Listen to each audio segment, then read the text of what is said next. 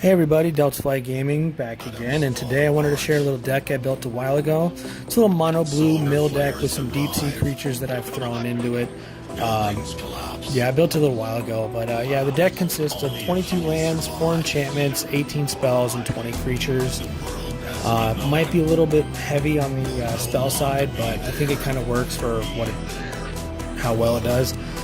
For islands, again, it's just straight blues. We need 22 straight lands. Nothing fancy here. Nothing, no fetch lands or anything like that. Our first and only enchantment is the Curse of the Bloody Tome. It's a 3-drop with an enchant player that at the beginning of that player's upkeep, that player puts the top 2 cards of his or her library into his or her graveyard.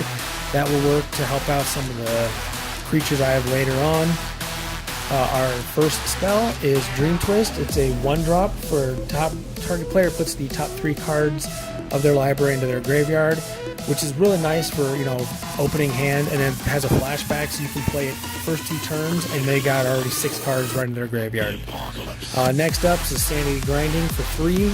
We'll reveal the top 10 cards of your library for each blue mana symbol of the cost revealed. That opponent puts the top card of his or her library into the graveyard. Then you just put all your cards on the bottom of your library in any order, so it pretty much just kind of helps reshuffle and mills their deck. Next is Whelming Wave for 4. Return all creatures to their owner's hands except for krakens, leviathans, octopuses, and serpents. There's a couple of those in this deck, so it kind of helps to leave something on your deck, on your side when they have to bounce everything back. Next up, we have Traumatize for 5. We have 2 of these in the deck. Target player puts the top half of his or her library into their graveyard, which is really nice if you can pull it off by turn 5, but it's really for a mid to late game if nothing else is working out for you. Next up, we have 2 Dreadwaters. They're a 4 cost. They top X cards in your library, where X is the number of lands you control. So at the minimum, if you can pull it off on turn 4, they're milling 4. So it just continues to grow the later the game gets. Next up, we have Tome Scour. The target player puts the top 5 cards of their library into their graveyard. We have 2 of these. It can work for you. If you're not getting the deck going, you can just mill the top 5 to kind of start it up. If not, mill them. Train of Thought is up next. We get 2 of those for 2. You can replicate it again for 2 to just draw cards until I get the Tome Scours, or I'm getting Traumatized, or Sanity Grinding, or that creature that I'm desperately needing to kind of help keep me alive. Next up is a Memory Sluice. I'd like to put some more of these in this deck, but I can only find 1 at the time. It's a 1-drop. Target player puts the top 4 cards of their library into their graveyard, and you can expire by tapping 2 untapped creatures, so you can continuously do it if you need to. Next up is our last spell, is an Increase in Confusion. They put the top X cards into their library, from their library into their graveyard, and if it was cast from the graveyard with flashback, it actually do double. So again, it can really work out.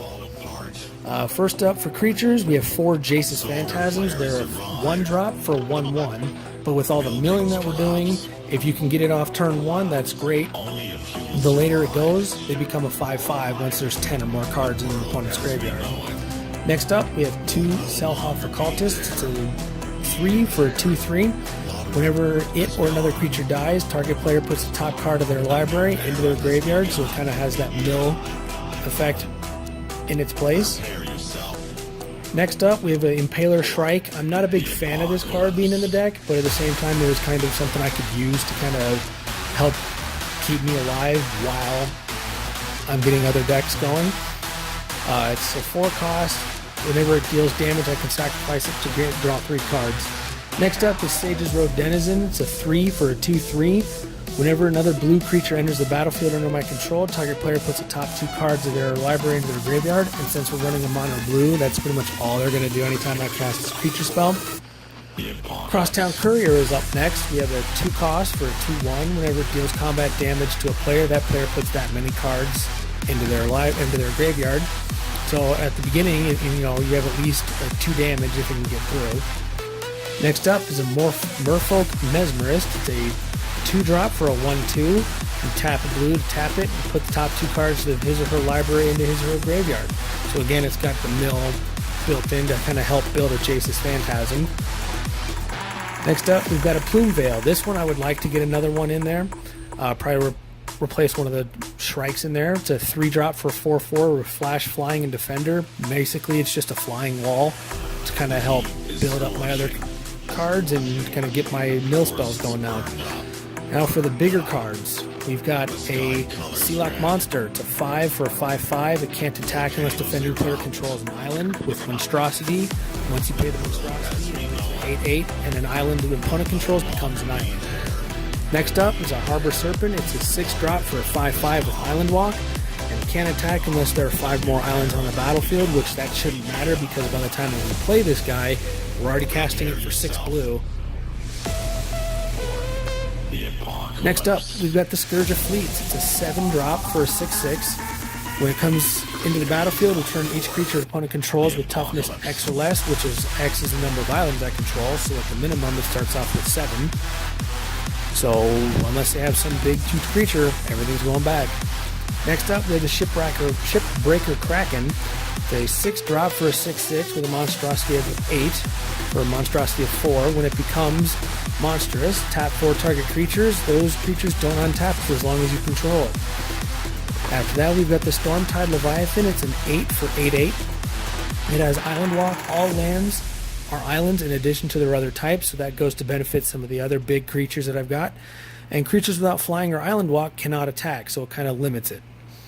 Next is Tromacratus. It's a 7 for an 8/8. It's hexproof unless it's attacking or blocking, and it can't be blocked unless all creatures defending player controls block it. But if you play things like Whelming Wave and it takes everything back, that's all it's done. Last up is the Serpent of the Endless Sea. It's a 5 with a double star. It has power and toughness equal number of islands you control, so it starts off at a minimum of 5/5, and it cannot attack unless defending player controls an island. But if you have some of the other cards out there, it helps to make their lands islands. Some pros: it has speed and consistency, and I can play cards from the graveyard. Some cons: is there's 0 counter spells in the deck, and it has a hard time against low like goblin creatures or little 1/1 creatures. So I just want to say thank you for checking this out. I'd love to know what you think about it. What would you make and what would you change in this?